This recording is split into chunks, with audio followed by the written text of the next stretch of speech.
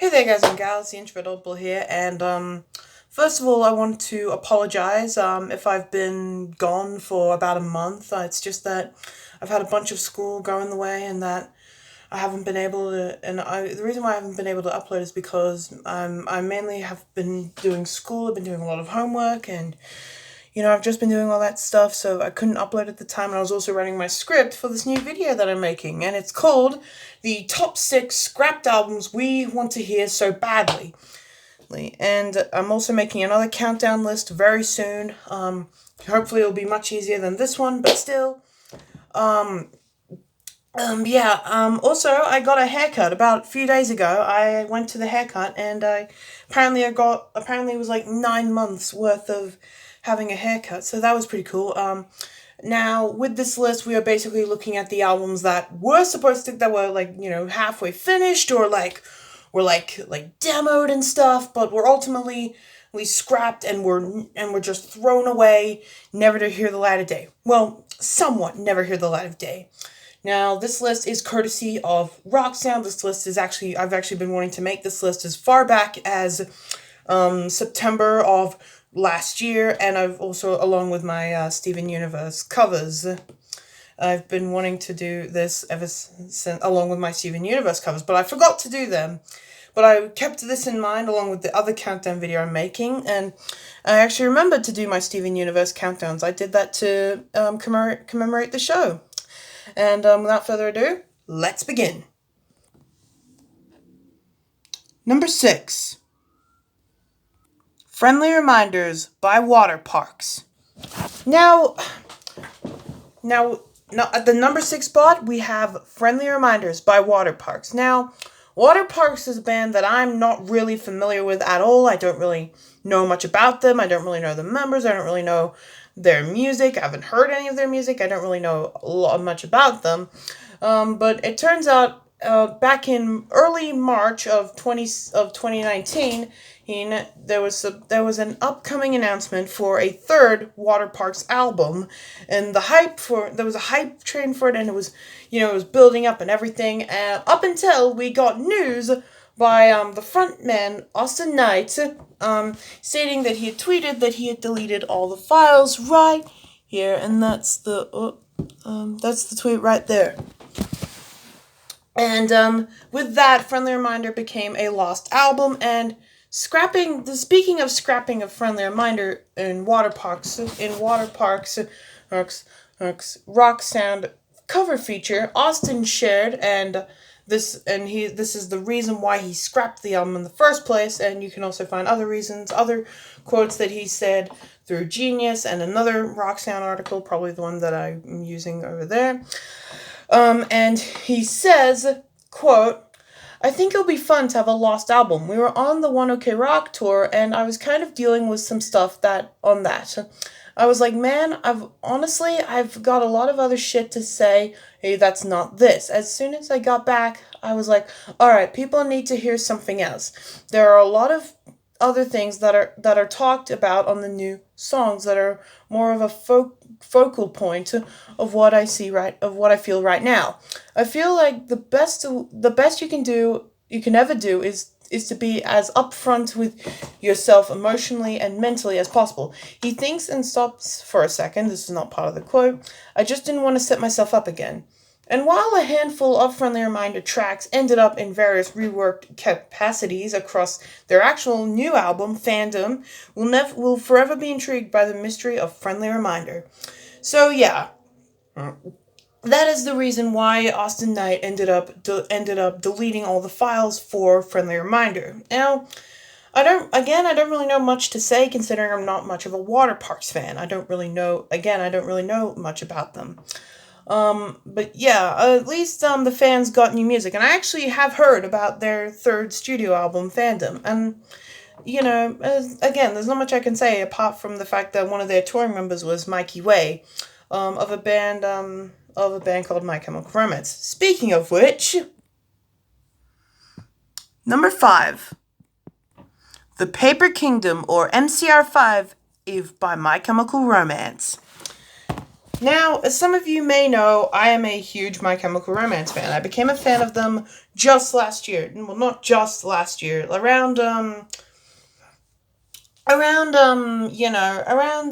February of last year. And as we all know, MCR eventually returned in the form of this reunion show, and they've currently, postponed everything to 2021. But with this album, The Paper Kingdom, this was supposed to be their fifth studio album. Now the question is, how did this album come about? Well, you see, during the Danger Days tour that a lot of people were very surprised by the sound of Danger Days, because it didn't sound like anything else that the band had ever made on Bullets, Three Cheers, and the Black Parade, especially the Black Parade. It wasn't like the band had ever. It was something completely different, and it got a lot of people very mixed. You know what I'm saying? And so, ultimately, Gerard Way decided he would return to that rock sound, to that dark rock sound, with this album called The Paper Kingdom. Now, Paper Kingdom. This was supposed to be a very, very, very dark album about an emotional support group of parents who are all coming together after they lost their children in a horrible way. And they came up with the story about their children fighting a witch to bring back the Paper Kingdom. With this album, there was a lot of hype for this album when it was initially teased. For example, touring drummer Jared Alexander was involved. They'd even made James DeWeese, their longtime keyboard player, as an official member. And it all was going so well, but somewhere around 2012, the project was, abandoned, and it was as the record kept going on that they realized that this lifestyle of constantly wanting to make music was not a healthy lifestyle, and so ultimately this led to their breakup. Thus, the Paper Kingdom never came to light. And there was only one song that was ever released from the Paper Kingdom, and that was a song called Fake Your Death, which, sure enough, MCR faked their death. But yeah, and it's a very sad thing that this album will never get to be heard from the light of day. But then again, with the whole once MCR is done with their reunion tour, we might actually get to hear the Paper Kingdom, we get to hear the Paper Kingdom again. So you might never know. This might be one of the albums where it got scrapped and then it was brought back to life. And now this was along several other MCR mysteries, which I recommend you guys go check out in a certain video, which I'll show you guys right now.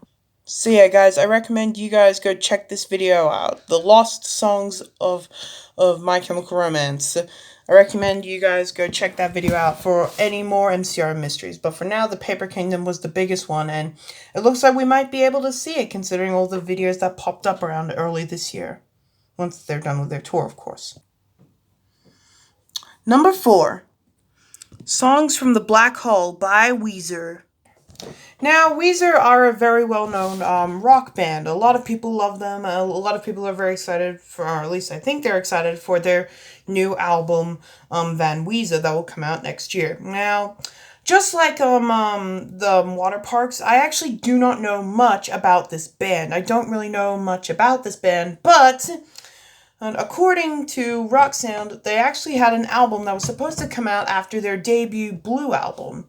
And this album was supposed to be a space rock opera and a thorough concept album, complete with multiple characters and a full storyline. And this album was actually demoed at the end of 1994 and was actually getting recorded around December 1994 to June of 1996. And it was, but when Rivers Cuomo, the frontman, enrolled at Harvard the following year, his songwriting became darker and more confessional.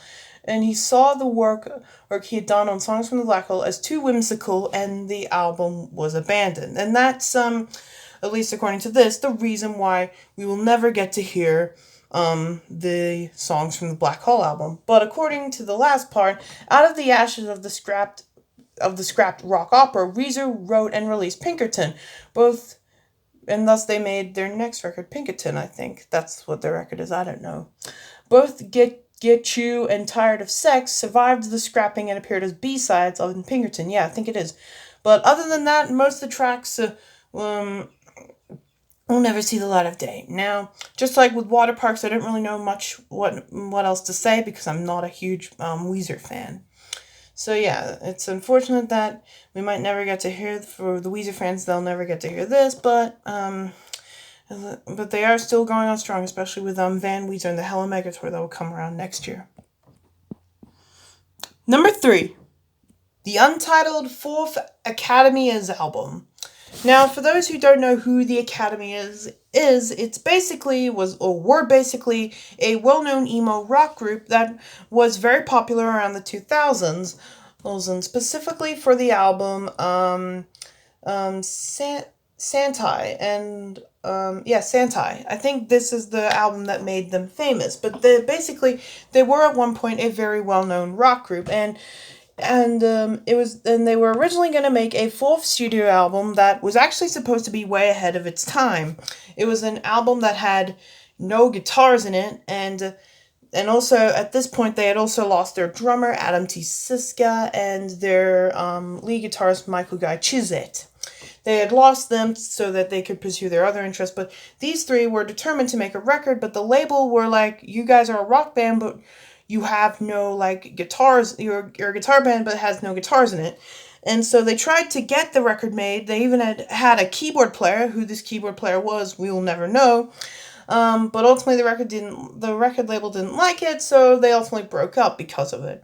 Thus, we will never get to hear this album. And they even made promos about it as well. I think right here, this is the promo, I think. I'm not exactly sure, but basically they were gonna make an album. They were teasing it, but it ultimately never came to fruition, and now the sound that they were gonna make is the sound that everyone else is making. So honestly, I don't think they should have been this cowardly. I feel like they should have just fought their record label and made the record anyway. And for those who are wondering where I got this evidence from, I got it from a YouTuber called The Cozy Representative, and I'll show you his video right now.